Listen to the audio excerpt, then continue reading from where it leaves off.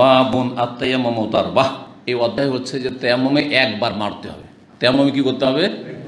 হাত একবার মারতে হবে, দুইবার নয়। আর একটি মাসলা যে হাতের কবজি পর্যন্ত মাসাই করতে হবে, কোনই সহ নয়। এই দুটি মাসলা ইখতিলাফ রয়েছে। তাহলে ইমাম বুখারী রাহিমাহুল্লাহ এই অধ্যায় দিয়ে কি বোঝাইতে চাইছেন, যে যারা বলেছে যে তায়াম্মুমের জন্য দুইবার মারতে হবে, একবার চেহারার জন্য আর একবার হাতের জন্য, মতটি ঠিক নয়। আর তায়াম্মুমু দারবাতুন মানে একবার তায়াম্মুম করতে হবে।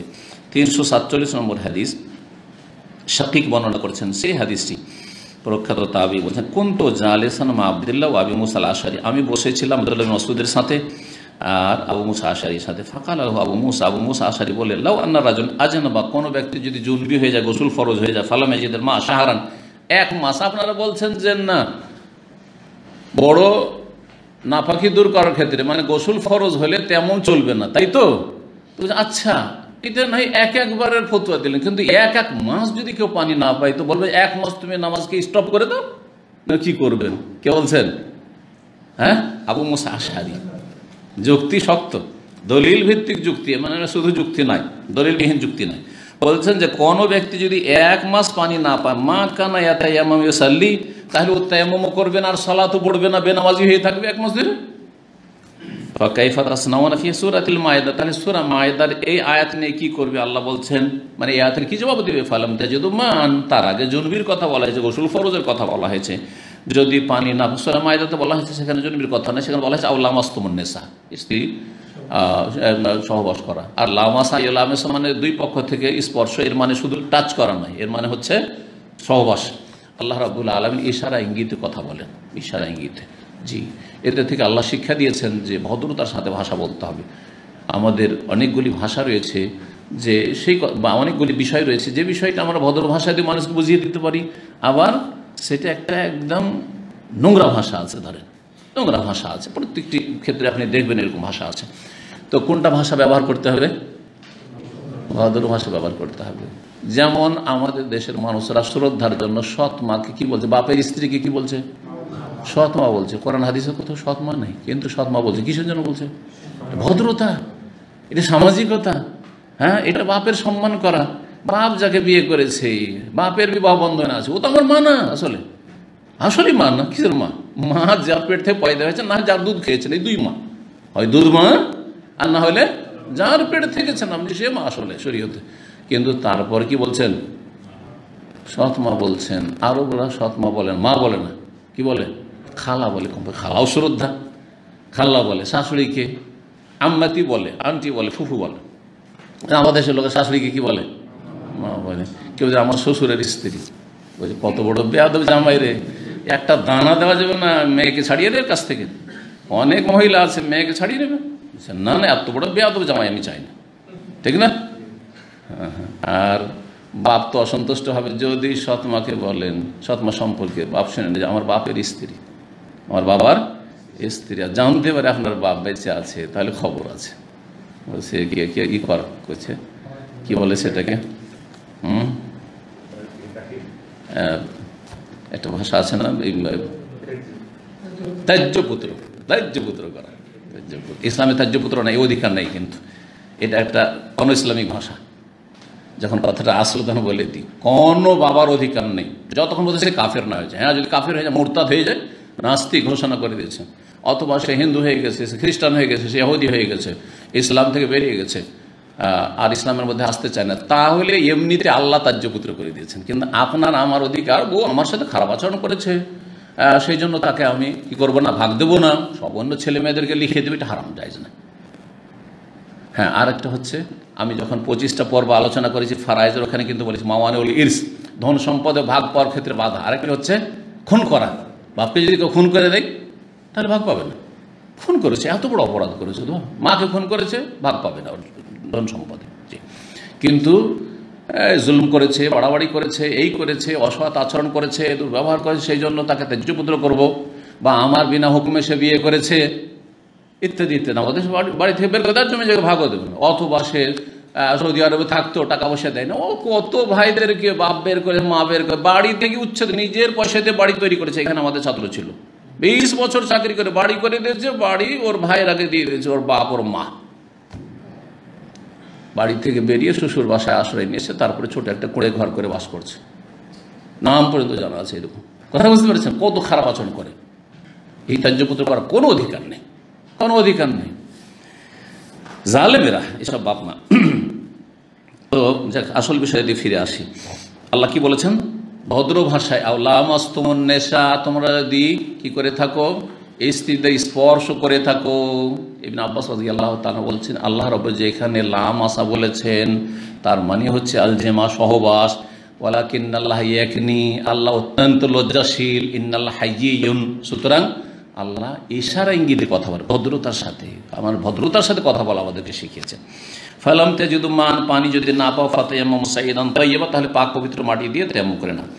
সূরা মাইদার আয়াত 6।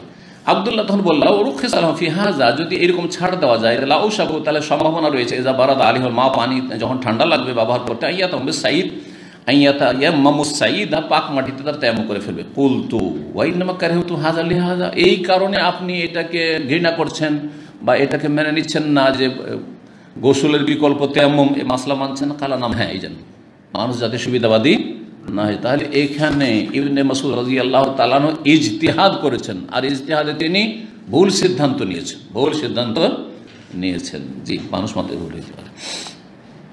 আবু মুসা মানে আলাম তাসমা, আচ্ছা বলেন তাহলে আপনি কি শোনেননি যে আম্মার কি বলেছেন উমারকে?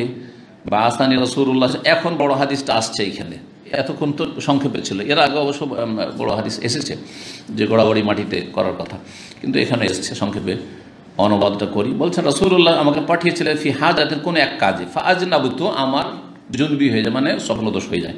ফালাম আজিদুল মা, পানি পেলাম না। ফাতামাররাতু ফিস সাইদ, পাক মাটিতে আমি গড়াগড়ি করলাম। কামা তামাররাগু দাব্বা, যেমন গবাদি পশু, অন্য রিওয়ায়াতে রয়েছে ঘোড়া। গবাদি পশু কি করে? সাধারণত ঘোড়ায় গড়াগড়ি করে, ঘোড়া গড় দিয়ে থাকে। ফাযাকারতু যালিকা লিন নবী সাল্লাল্লাহু আলাইহি ওয়াসাল্লাম, তারপরে নবী সাল্লাল্লাহু আলাইহি ওয়াসাল্লামের সামনে এই বিষয়টি উল্লেখ করলাম। ফাকাল, তখন বললেন যে এটা করতে হইতো না। ইন্নামা কানা ইয়াকফিকা আন তাসনা হাকাযা, তোমার জন্য যথেষ্ট ছিল এমনটা করা, মাটিতে মেরে তারপরে তায়াম্মুম করে নেওয়া।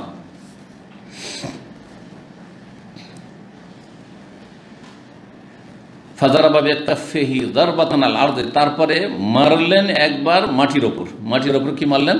কাফ, হাতের তলা, দুই হাতের তলাকে মারলেন। সুম্মা নাফাযা, তারপরে একটু ঝাড়লেন বা ফুঁক দিলেন বেশি ধুলো থাকলে। সুম্মা মাসাহা বিহা যাহরা কাফিহি বিশিমালিহি আও যাহরা শিমালি বিকাফিহি, অতঃপর মাসে করলেন তার দ্বারা, এই হাত দ্বারা, যাহরা কাফিহি বিশিমালি, বাম হাত দ্বারা ডান হাতের ওপর ভাগ। জাহর, এটা হচ্ছে জাহর, আর এটা হচ্ছে বাতন, ভিতর।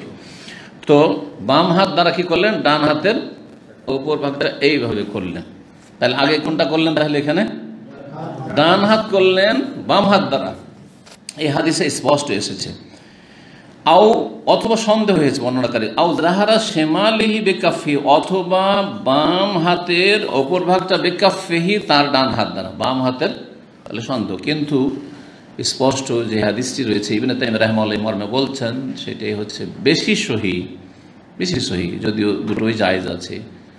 যদি এইভাবে কেউ করে ডানটা দিয়ে বামকে, তো জায়েজ আছে, আর বামটা দিয়ে যে ডানকে করে তো ও জায়েজ রয়েছে, কারণ এই তরতিব খুব বেশি তো মুস্তাহাব সুন্নাত। তবে সহিহ বুখারী হাদিসে যেহেতু এরকমটা আছে, তিনি বলছেন এটি হচ্ছে সহিহ সুন্নাহ, যে বাম হাত দ্বারা প্রথম কি করবেন? এইরকম করবেন, তারপরে ডান হাত এরকম করবেন। জি, সুম্মা মাসাহা, হ্যাঁ, এই হয়ে গেল হাতের মাসে। সুম্মা মাসাহা বিহা ওয়াজহ, তারপরে মুখমণ্ডলের মাসে করলেন, তারপরে মুখমণ্ডলের মাসে করলেন। কিন্তু কোরআনে কারীমে এসেছে আগে চেহারার কথা, মুখের কথা। হামসাহু বিউজুহিকুম ওয়াইদিকুম, যদি ওয়াও দিয়ে এসছে, জরুরি নয় যে সেটা তরতিব মানে পর্যায়ক্রম বোঝানোর জন্য।